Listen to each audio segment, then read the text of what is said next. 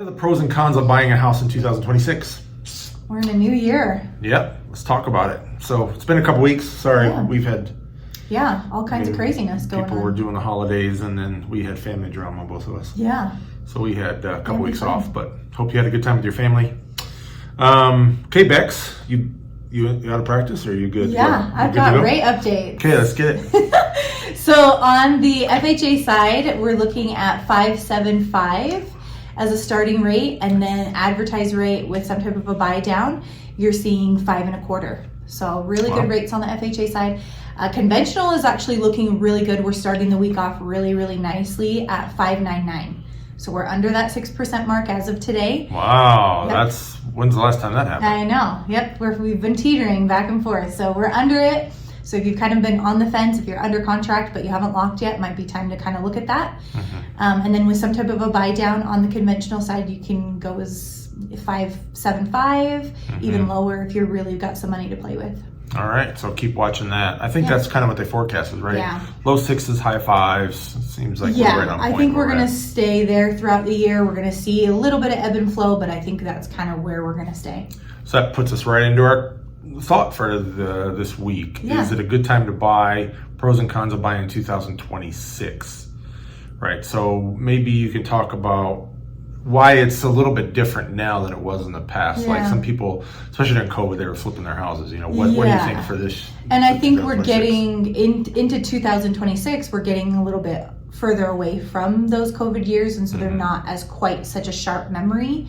I think we are seeing a lot more stability in the market. Especially in Utah, we're seeing inventory increase a little bit, so that's very nice. We're also seeing a little bit more balance in the market. We're not seeing homes so overpriced. We're still seeing some negotiating power, so it's really helping balance it out. And then the stability on the value is, we're not seeing those skyrocket, super fast increases in the value. We're seeing a more consistent, steady, slow rise.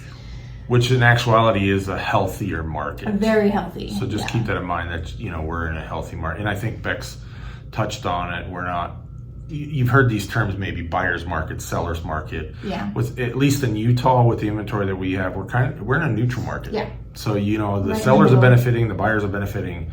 So that's good. Yeah, and it's more a case by case basis. If the seller is motivated to sell for some particular reason, or if a buyer's got a little bit more funds available, then you're seeing a little bit more, even so. So I know in the past, especially during COVID, years, if you want to call it that, during the pandemic, that a lot of people were in the house for 6 months and then move out, and sell it and move out.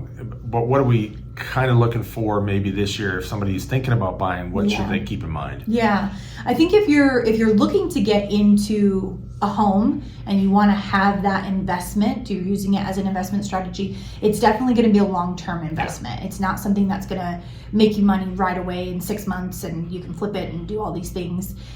You're looking more at least 3 to 5 years minimum to really see those impacts and those benefits. So just keep that in mind. Find, the inventory. It's not like it used to be in the past, right? We're still, I don't want to call it low inventory, but again, you're in a neutral market, so 3 to 4 month inventory. So pick a house that you like, that you can live in for a good 3 to 5 years, and then just keep that 5-year plan, even if it's a townhome. Yeah. Get in a townhome, build that equity up, and then sell it in 5 or 6 years. Use the equity and upgrade to a single family. Yeah, so that's a great strategy. Instead of thinking so big, think in little steps. Okay, what's my first step? And then in 5 years, what's my next step? And then 5 years, what's my next step? So I guess the question comes up, and it's kind of a personal one, right? Should I buy in 2026? Yeah. What should somebody keep in mind if they are thinking about making that move? I think you've got to really take a hard look at your budget and prioritize, because you hear that term house poor, and it depends on your perspective, it depends on the way you're looking at things, and it depends on the way that you're prioritizing things. If you want to be able to go out to eat every night, then maybe home buying isn't the best fit for you right now. But if you're looking to build that investment and you want to have that long-term thing that's going to help build your worth and your long-term, I mean, people use it as a retirement strategy, all kinds of different ways to use that asset of a home. it's definitely something worth looking at your budget to say, okay, can I cut my costs here, and maybe your payment's going to be a little bit higher than what your rents will be, but you also have a lot more control over that payment versus rents. You don't necessarily know what it's going to look like. And now you own something instead of paying someone else's mortgage. Right. And your mortgage will never go up. Yeah. I mean, in 30, and in fact, really the only possibility is if you refinance, your mortgage could go down. Yeah, your mortgage can go down. That doesn't happen in the rent world. Yeah. And we see it time and time again where, when you're trying to get into a house, that in itself is a stressful process, right? When you're someone who doesn't do that every day, that's a big purchase. And so trying to get the best rate and the best deal and not miss out on something, that's a lot to juggle. Once you get into the house, focusing in 3 to 5 years to refinance as rates adjust, it gives you that breathing room to say, okay, I can manage this payment. I'd love to get it down if possible, but it gives you that breathing room to have the time to do that. Then you're in a nice place for 3 to 5 years. So great. Any other advice you can give somebody if they're thinking about 2026? No, I mean, if anywhere you can save money, throw in, I mean, we've got taxes will be here before we know it. That's right. And think about that. If you're getting a return, then put that money aside. Don't already spend it on something else. Put that money aside, let it grow, and use it towards your down payment, use it towards closing costs. Just anything like that you can do to throw money into a little account and set it and forget it.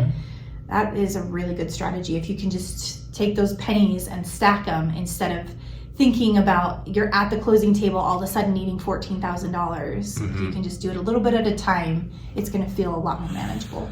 And if you're, the rates came down to 5.99, if you're waiting for the rates to go in the 2s and 3s, I mean, my personal opinion, I don't think it was good for the economy. I don't think we're going to see that again. Yeah. So it was definitely unexpected. It was not the norm. It was not the norm. It was not what should have happened during those years. So to see that again so quickly, I don't think that's so realistic. If you're waiting for that, just find out, we've offered this in the past, get a free consultation. If you're thinking maybe 6 months, 8 months, what do you need to do now to get into a home by end of summer? Now's a great time to start saving, spending months or over for now. And Utah it's a hot market. So we're seeing that more stability, but we're still seeing values increase, which is going to help you once you actually get that home. That's only going to help you. I saw on the news it was a record-breaking holiday spending year. Oh, really? So that's interesting. So spending's over. So now you can start to save. Reel that back in. Okay. So do we have any more information about the 50-year loan? Can we talk about that next week? We haven't heard anything yet. Okay. Well, we'll think about something else for next week then. Okay. All right, everybody. Have a great week. Again, if you want any consultation, just give us a call. Let us or know. sign up here on online. So, Thanks. Thanks, Bex. Bye. See you. Bye.